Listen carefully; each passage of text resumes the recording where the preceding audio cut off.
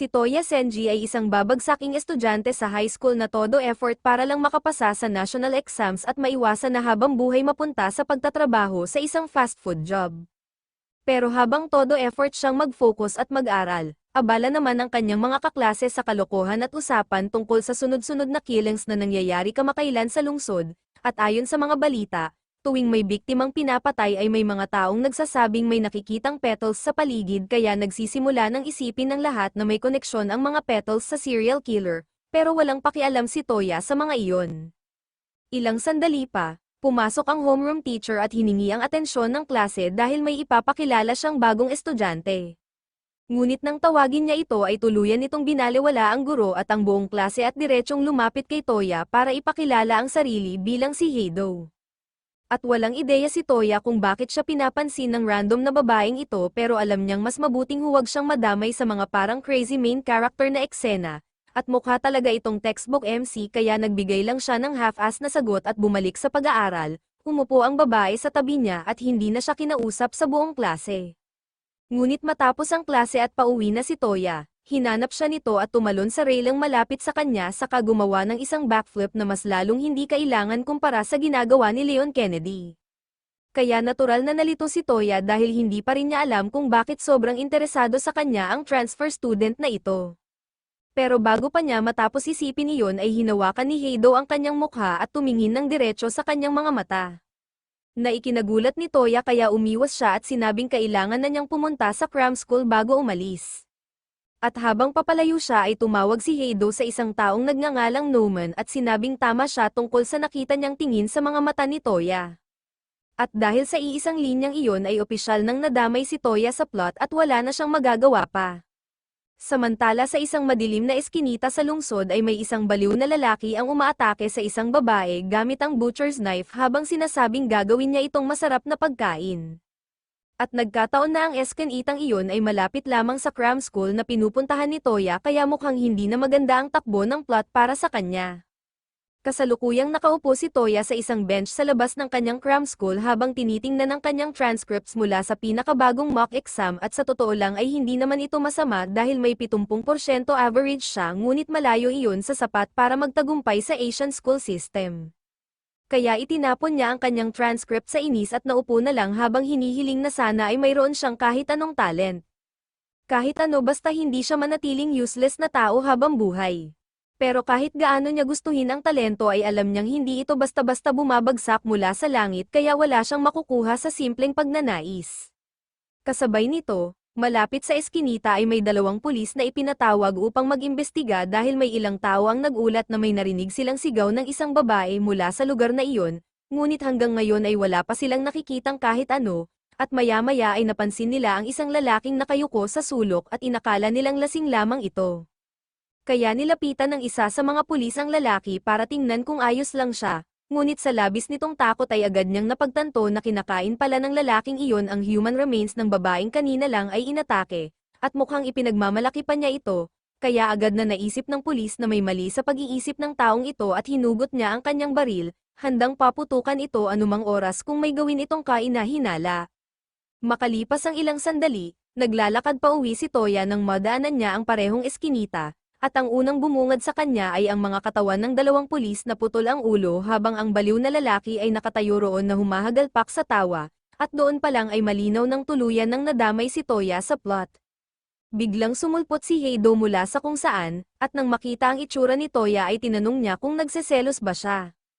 Sinasabi niyang kapag nakakakita ang isang tao ng talent ng iba ay karaniwan silang nakakaramdam ng tatlong bagay, paghanga, takot, o inggit, at iniisip niyang si Toya na desperadong magkaroon ng sariling talent ay tiyak na nakakaramdam ng inggit.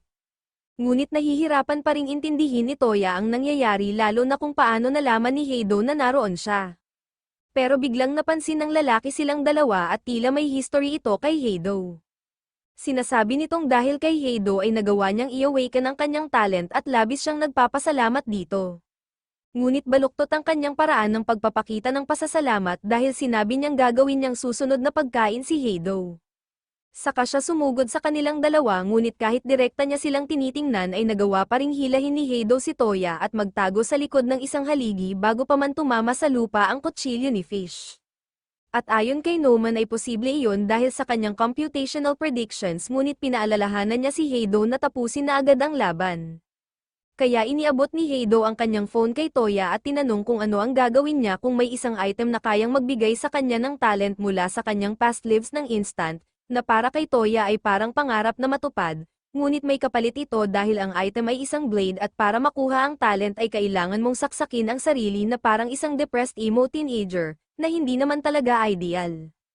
Habang natutunton sila ni Fish, biglang sinaksak ni Heido ang sarili niyang leeg at inactivate ang kanyang past life talent bilang isang kunoichi.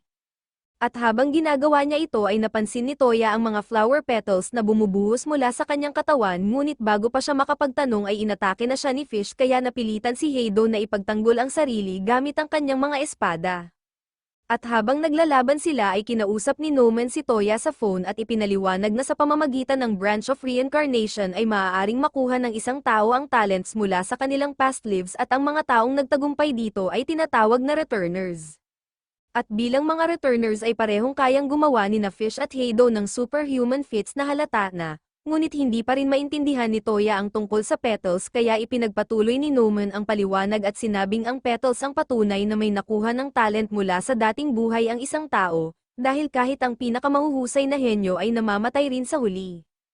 At kapag nangyari iyon ay binibigyan sila ng panibagong buhay. Ngunit sa pamamagitan ng reincarnation ay posible nilang ma-access ang kanilang past skills. Pero dahil lamang naging talented ang isang tao sa nakaraang buhay ay hindi ibig sabihin na mabuti siyang tao.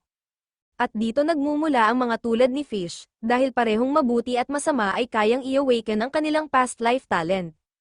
Ngunit may posibilidad din na naging talentless bomb ka sa iyong nakaraang buhay kaya kung susubukan mong gamitin ang reincarnation ay mamamatay ka lang, na ibig sabihin ay kung gagamitin ni Toya ang blade ay may malaking chance na mamatay siya. Kaya tinanong siya ni Noman kung ganoon pa rin ba siya kadesperado na makakuha ng talent at inaasahan niyang matatakot ito at tatanggi, ngunit nagkamali siya dahil hindi niya inasahan kung gaano ka-insane si Toya. Samantala ay patuloy pa ring nakikipaglaban si Heido kay Fish at sinabi ni Fish na nadidismaya siya dahil para sa isang may talent ng isang legendary swordsman ay napaka-underwhelming ng kanyang skills. Naikinagalit ni Heido kaya nagdesisyon siyang gamitin ang isa sa kanyang ultimate moves na 8-hued corpse slash. At sa una ay tila handa si Fish dahil nagawa niyang harangin ang isang slash ngunit nakalimutan niya ang natitirang 7, kaya ilang sandali lang ay tinadtad siya at ang tanging natira sa kanya ay ang kanyang petals na unti-unting tinangay ng hangin. Matapos makumpirma ni Heido na patay na si Fish ay binalikan niya ang kanyang blade ngunit napansin niyang nawawala na si Toya kaya tinanong niya si Noman kung saan ito nagpunta. At ipinaliwanag ni Noman na kinuha ni Toya ang isa sa mga reincarnation blades at tumakbo palayo. At napangiti si Heido dahil iyon mismo ang inaasahan niyang mangyari dahil nag-aalala siyang baka wala itong lakas ng loob. Samantala sa kwarto ni Toya ay makikita siyang duguan matapos hiwain ang sarili niyang leeg at habang nawawala ng malay ay nanaginip siya ng malabo tungkol sa isang misteryosong lalaking may puting buhok.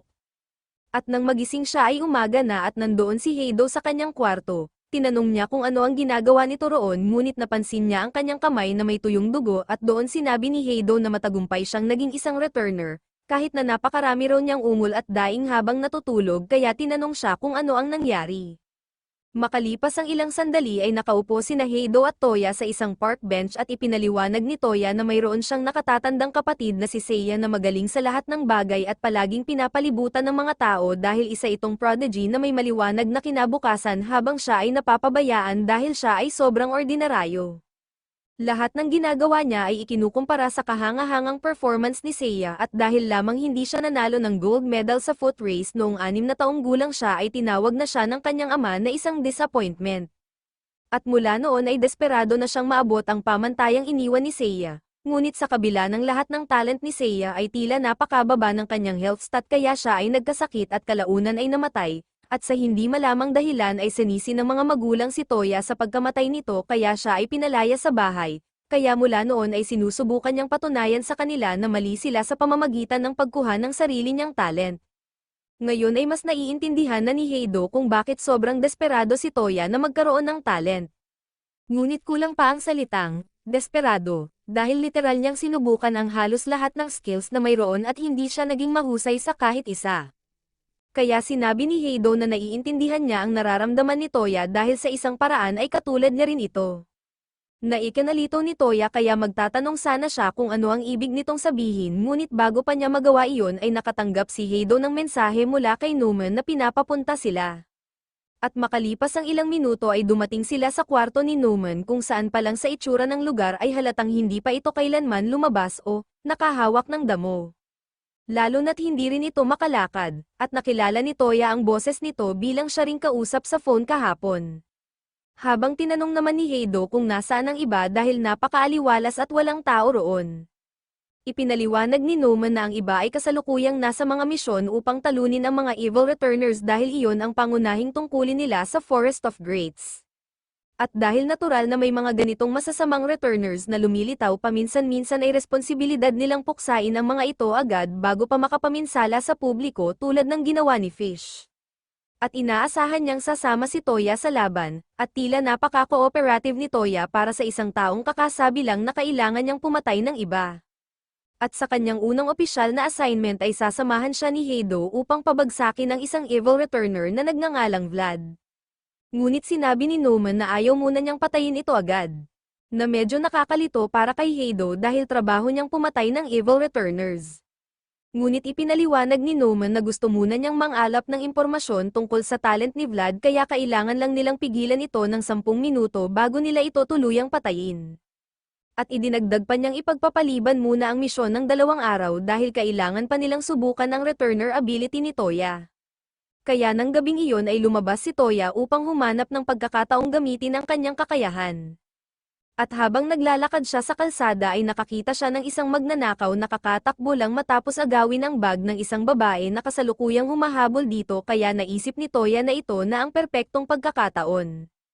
At ironikal na ang kanyang talent ay tinatawag na right arm of the thief na isang stealing ability. Kaya habang dumaan sa kanya ang magnanakaw ay nagawa ni Toya na abutin ang loob ng bag at makuha ang lahat ng laman nito. At tuluyang tumakas ang magnanakaw nang hindi man lang namamalayan na wala ng laman ang bag. At nang maabyutan siya ng babae ay sinigawan siya nito dahil hindi niya pinigilan ang magnanakaw. Ngunit ipinaliwanag ni Toya na wala nang dapat ipag-alala dahil nakuha niya ang lahat ng laman ng bag. At noong una ay nagpasalamat ang babae ngunit bigla niyang naalala na Birkin bag iyon na mas mahal pa kaysa sa laman nito kaya muli siyang humabol sa magnanakaw. At ang ability ni Toya ay may effective range na 70 cm na isang malaking kahinaan dahil wala itong malinaw na combat capability, ngunit kung makalapit siya sa sapat na distansya upang activate ang kanyang talent ay kaya niyang baliin ang batas ng physics upang nakawin ang kahit ano na maabot niya kahit may harang pa. At hindi lamang ito limitado sa mga bagay kundi maaari rin itong gamitin sa iba pang paraan. Dahil sa maikling sandaling iyon, nagawa rin ni Toya na nakawin ang dugo mula sa mga ugat ng magnanakaw kaya agad itong bumagsak sa sahig, at sa unang tingin ay tila napakasamang uri ng kapangyarihan nito ngunit hanggat hindi ito ginagamit ni Toya para sa masamang layunin ay wala namang problema. Gayunpaman ay hindi returner ang lalaking iyon kundi isang ordinaryong magnanakaw lamang kaya parang sobra naman ang parusang kamatayan para sa pagnanakaw ng bag. Makalipas ang 2 araw ay oras na ng misyon para pabagsakin si Vlad kaya nagtungo sina Heido at Toya sa kagubatan upang labanan ito. At kinailangan ni Toya na manatili sa likuran habang si Heido ang namunguna dahil wala pa siyang gaanong combat experience. At ang unang layunin ay patagalan lamang si Vlad ng 10 minuto upang makakalap ng impormasyon si Numan. Ngunit dahil sa kanyang talent na kayang maglabas ng napakaraming matutulis na spike mula sa lupa ay naging mahirap para kay Heido na umiwas habang nakikipaglaban kaya kalaunan ay natusok siya sa balikat at tuluyang napahina. At kahit malapit nang matapos ang 10 minuto ay sumuko na si Numan sa pagkuha ng impormasyon at inutusan si Toya na umatras bago pa siya mapatay. Ngunit hindi kayang iwan ni Toya si Heido sa ganoong sitwasyon kaya nang tangkain ni Vlad na tapusin si Heido ay biglang may braso na tumago sa kanyang dibdib na ikinagulat niya dahil dapat ay may pader na bato sa likod niya. At dito ay nalaman na ginamit ni Toya ang pader bilang cover upang abutin ang loob ng katawan ni Vlad at inakala ni Vlad na sinusubukan nitong nakawin ang kanyang puso ngunit dahil hindi pa sanay si Toya sa kanyang ability ay pamalya siya at wala siyang nakuha. Kaya tinawanan siya ni Vlad dahil nasayang niya ang malinaw na pagkakataon para manalo at sa puntong iyon ay halos wala ng pag-asa sina Toya at Heido. Ngunit biglang napuno ng madilim na aura ang paligid at may malakas na boses na nagutos kay Vlad na umatras agad, at kahit gusto pa niyang tapusin ang laban ay napilitan siyang sumunod at tumakas, kaya nakaligtas sina Toya at Heido. Makalipas ang ilang oras ay nakatayo si Toya mag-isa sa isang tulay nang bigla siyang harangin ni Vlad na humihiling na ibalik ang ninakaw nito mula sa kanya. At noong una ay nagkunwari si Toya na wala siyang alam ngunit sinabi ni Vlad na sigurado siyang ninakaw ni Toya ang kanyang talent dahil noong umatake ito ay iyon ang tunay na target nito. At ang katotohanang nag-iisa lang siyang pumunta roon upang bawiin ito ay nangangahulugang hindi niya ito sinabi sa iba na pabor kay Toya dahil nais niyang manatiling lihim ang kakayahan niyang magnakaw ng talents.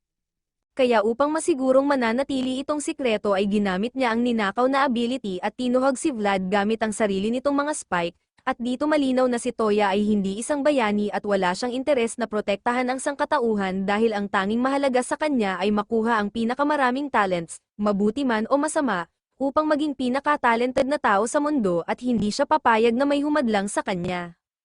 Kinabukasan ay tinawagan ni Noman si Heido upang gisingin ito at medyo naguluhan siya dahil sa nakikita niya ay tila buong gabi lang nag-aral si Toya at hindi niya inaasahan na magpapatuloy pa ito sa ganitong effort kahit mayroon na siyang sariling talent.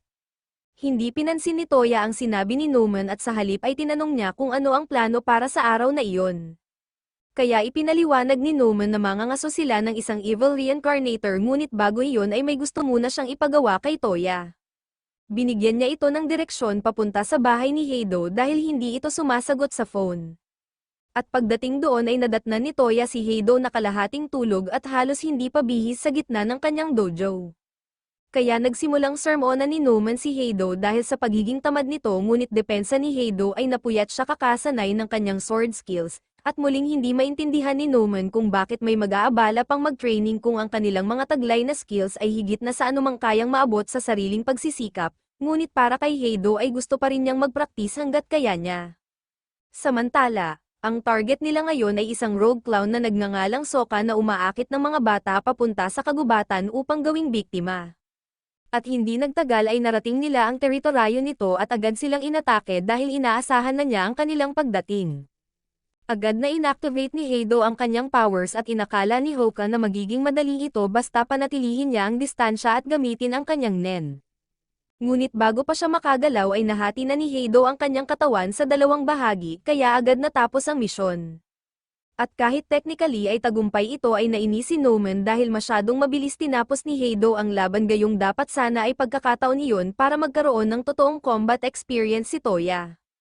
Humingi naman ng paumanhin si Heido dahil napabilis ang kanyang kilos dahil inakala niyang madaling kalaban ang clown, ngunit lumalabas na hindi lang sila ang sumusubaybay dito dahil may isang strike team na nakasunod rin at nang makita nila kung gaano kadaling pinabagsak ni Heido ang kalaban ay nagdesisyon silang sundan ito upang malaman ang sikreto ng mga naglalabas ng petals.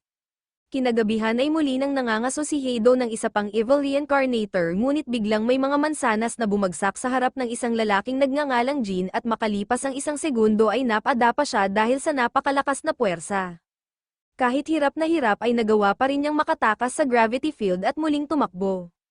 Naikinabilib ng Newton reincarnator dahil nalampasan niya ang ganoong kalakas na gravity gamit lamang ang sariling lakas. Kaya dahil tumakas muli ang target ay ang Einstein reincarnator naman ang kumilos at ginamit ang theory of quantum mechanics upang mag-teleport sa tabi ni Jin at agad na putulin ang kanyang braso. At nang bumalik si Einstein ay pinuri siya ni Newton ngunit tinanong kung bakit hindi na lang nito pinutol ang ulo ng target upang matapos agad. Ngunit sinabi nitong trabaho ng sundalo ang pumatay kaya ayaw niyang agawin ang tagumpay nito. At sa sandaling iyon ay tinutukan ng baril si Jin sa likod ng ulo at inutusang sumuko ngunit bigla niyang hinablat ang isang gunting gamit ang kabilang kamay at sinaksak ang mga mata at leeg ng sundalo. Kumbinsido si Jin na sapat na iyon upang mapatay ito ngunit makalipas ang ilang segundo ay binaril siya sa dibdib dahil ang sundalo ay hindi ordinaryong tao kundi isang undead soldier reincarnator kaya literal na hindi ito kayang mamatay. At hindi pa doon nagtatapos ang sitwasyon dahil naroon din si Dr. Reisha, ang replicator, at tuluyan niyang pinalibutan ang buong eskinita gamit ang kanyang mga clones kaya wala nang matatakbuhan si Jin, at makalipas ang ilang sandali ay tuluyan siyang pinatay. Matapos ang misyon ay bumalik silang lahat sa base kung saan pinuri sila ni Noman sa maayos na trabaho at ibinigay nila ang branch na nakuha nila mula kay Jin. Pagkatapos ay lumapit si Nightingale upang alamin kung may nasaktan sa kanila dahil siya ang Angel of Healing. At si Fosaka ay nangangailangan ng kaunting paggaling dahil kulang pa siya ng ilang bahagi ng katawan, kaya niyakap siya ni Nightingale at sinimulang dilaan ang kanyang pisngi upang simulan ang proseso ng pagpapagaling habang ibinubulong pa nito na sana ay mas alagaan niya ang kanyang sarili dahil ayaw niyang nakikitang nasasaktan ito, at tila nag-e-enjoy pa siya sa ginagawa kaya hinayaan na lang sila ng iba. Samantala, si Toya ay abala sa pag-aayos ng mga gusot na cable sa setup ni Newman habang ang iba ay nasa misyon. At nagulat si Heido na handa pa rin siyang gumawa ng mga ganitong gawain kahit mayroon na siyang talent na matagal niyang hinanggad. Ngunit sinabi ni Toya na gusto lang talaga niyang gumawa ng ganitong maliliit na tasks, at nagpapasalamat naman si Newman dahil wala siyang ibang mapakiusapan na tumulong sa kanya, at si Newton ay matagal nang naririnig ang tungkol kay Toya mula kay Newman kaya excited siyang makilala ito, ngunit hindi muna sila nakapag-formal introduction dahil abala ang lahat at si Nightingale ay patuloy pa ring nakadikit kay Fosaka kaya ipinagpaliban muna nila iyon. Kinagabihan, magkasamang naglalakad pa uwi sina Toya at Heido nang mapansin ni Toya na bukas ang ilaw sa kanyang apartment kahit mag-isa lang siya. Kaya maingat silang umakyat upang tingnan kung ano ang nangyayari. At pagpasok nila ay nadatnan ni Toya ang isang matagal na niyang kaibigan na si Atsuki na nakaupo sa kanyang kwarto. Nagsimula itong magsalita na parang walang nagbago kay Toya kahit matagal na silang hindi nagkita. At dahil kaibigan ito ni Toya ay nagpakilala rin si Heido. At ipinaliwanag ni Toya na kahit hindi halata ay napakahusay ni Atsuki sa martial arts hanggang sa tinawag itong child prodigy kasabay ng kanyang kapatid na si Seiya at ngayon ay pinuno na ito ng isang special forces unit sa military. Hindi naman siya masamang tao ngunit naiirita si Toya sa kanya dahil palagi nitong ipinagmamalaki ang kanyang mga achievements. At nang makaupo na sila ay tinanong ni Toya kung bakit ito naroon kaya ipinaliwanag ni Atsuki na narinig niyang madalas nang lumiban si Toya sa school kaya nag-alala siyang baka may nangyari rito. Ngunit mukhang nagkamali siya dahil iniisip niyang abala lang si Toya sa kanyang bagong girlfriend. At hindi niya inasahan na kaya nitong makakuha ng ganoon kagandang girlfriend.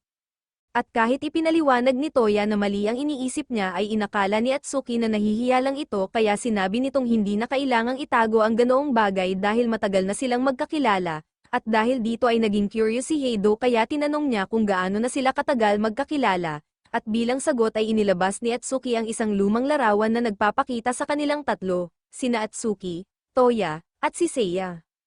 At dahil halos magkasama silang tatlo noon, turing na ngayon ni Atsuki si Toya bilang parang nakababatang kapatid niya. At palagi niyang iniisip na ang cute ng samahan ni Toya at Seiya dahil ginagawa ni Toya ang lahat para makahabol sa kanya habang si Seiya naman ay madalas magbagal para hindi siya maiwan. Kaya naisip niya kung paano kaya magre-react si Seiya kung makita niyang may girlfriend na ang kanyang kapatid, bagamat ng pag-isipan niya ay malamang hindi rin ito magbibigay pansin sa ganitong maliliit na bagay dahil sobrang abala ito noon, na tila isang curse of the talented, at sa tingin niya ay hindi rin maiintindihan ni Toya ang ibig niyang sabihin. Sa huli ay nagpaalam na siya dahil ayaw na niyang makaistorbo pa sa oras ni Toya kasama ang girlfriend nito. Ngunit hindi matanggap ni Toya na iniisip pa rin ni Atsuki na wala siyang talent kaya pinigilan niya ito at ipinahayag na mayroon na siyang sariling talent. Sa kanya inactivate ang kanyang powers, ngunit imbes na mabigla ay nainis si Atsuki dahil alam na niya ang tungkol sa reincarnators at kung paano ito gumagana. At nadismaya siya dahil isa pala si Toya sa mga taong umaasa sa kapangyarihang hindi nila pinaghirapan. Naikinagalit ni Heido kaya sinigawan niya si Atsuki na bawiin ang sinabi habang tinututukan ito ng espada dahil ayon sa kanya ay hindi nito maiintindihan ang pinagdaanan nila ni Toya bago nila nakuha ang mga kapangyarihang iyon. Ngunit sinabi ni Atsuki na puro dahilan lang iyon ng isang useless loser, at nang marinig ni Heido ang salitang iyon ay tuluyan siyang nag-init at sinubukang atakihin ito, ngunit hindi biro ang martial arts ni Atsuki kaya madali niyang naiwasan ang atake at pinabagsak si Heido bago ito ipitin sa lupa, at sinabi niyang maswerte ito dahil girlfriend ito ni Toya kaya hindi niya ito sinaktan ng husto, at kahit si Toya ay walang masabi dahil totoo namang sinubukan siyang patayin ni Heido.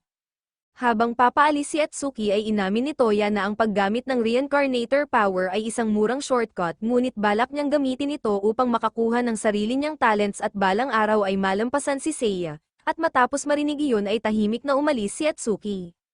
Sa labas ng apartment, may naghihintay palang grupo ng Special Forces dahil ang tunay na pakay ni Atsuki ay kumpirmahin kung isang ang reincarnator si Toya. Ngunit kahit nakumpirma na niya ito ay inutusan niya ang kanyang unit na umatras dahil ayaw niyang saktan ang kanyang kaibigan, na ikinadismaya ni Dr. Yoshiki dahil umaasa siyang makakakuha ng bagong samples ng reincarnator petals, ngunit sinabi ni Atsuki na sapat na ang mga sample na mayroon na siya kaya walang sino man ang dapat umatake. Samantala, sa loob ng kwarto ni Toya ay nakaupo si Heido sa sulok na nagmumukmak dahil hindi lamang siya nawala ng kontrol kundi natalo pa siya ng ganap kahit naka-activate ang kanyang talent, at nang makita ni Toya ang kalagayan niya ay doon niya tuluyang naintindihan ang ibig sabihin ni Heido nang sabihin nitong magkatulad silang dalawa. Ipinaliwanag ni Heido na bago niya makuha ang kanyang talent ay isa lamang siyang ordinaryong useless na babae. At sa sobrang kawalan niya ng halaga ay iniwan pa siya noong sanggol pa lamang. Lumaki siya sa isang orphanage kung saan kilalang malupit ang ibang mga bata kaya palagi siyang binyo-bully lalo na dahil kakaiba ang kulay ng kanyang buhok. Gabi-gabi siyang umiiyak hanggang makatulog at wala ring pakialam ang mga staff kaya pinipili na lang nilang magbulag-bulagan. Ngunit isang araw ay may isang mabait na lalaki na kumuha sa kanya at dinala siya sa kanyang dojo at nangakong tuturuan siya. Kaya natuwa si Heido dahil sa wakas ay nagkaroon siya ng lugar na matatawag na kanya. Ngunit dahil ang pamilya ng dojo ay may mahigpit na tradisyon ay marami ang tumutol sa pag-ampon sa kanya.